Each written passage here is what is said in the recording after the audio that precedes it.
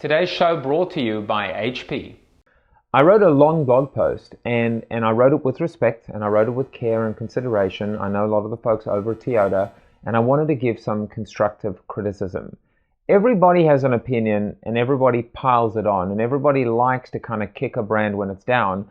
I've always wanted to be part of the solution or part of the problem. Number one, the open letter to customers that was bought in all of the daily newspapers, I said that may as well have been an open letter to all of our customers who happen to read newspapers, which is few and far between. If you want genuinely to create an open dialogue or letter to your customers, you need to be where they are. And as we know, they're online, they're on the web, they're on social networks.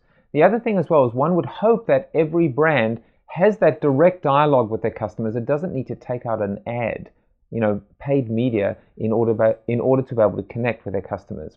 But I think the implication again for brands out there, and this is really all about constructive, not criticism to Toyota, but advice for all brands, is when you're in trouble, stop selling. Just for a moment, stop selling.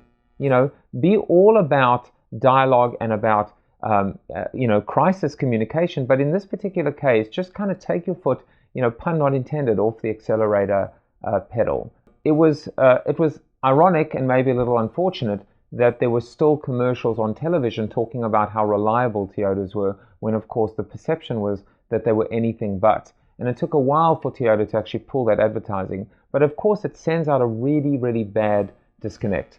Fourth and fifth, Toyota did not have a direct line, as I was alluding to earlier, with their customers, with their advocates, with their loyalists, with their influencers. They weren't able to go to their community and say, help us, we need your help, we need your advice. Now more than ever, we want to let you know what's going on, we want to keep you up to date, and we want to ask for your help. We want to solicit your feedback. We can't do it alone.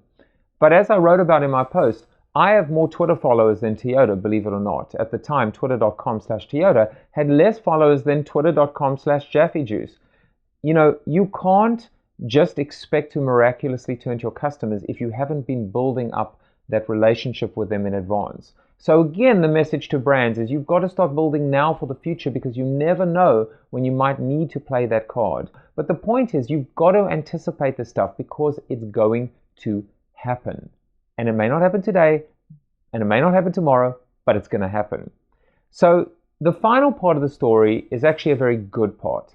I've since actually spoken with Toyota. I've spoken with the head of media. They contacted me and they set up a call. They told me that they'd been listening to me. They told me that they've actually implemented many of my suggestions. They've also done quite a bit to be able to change. They've set up a crisis command center and they're having departments talk to one another.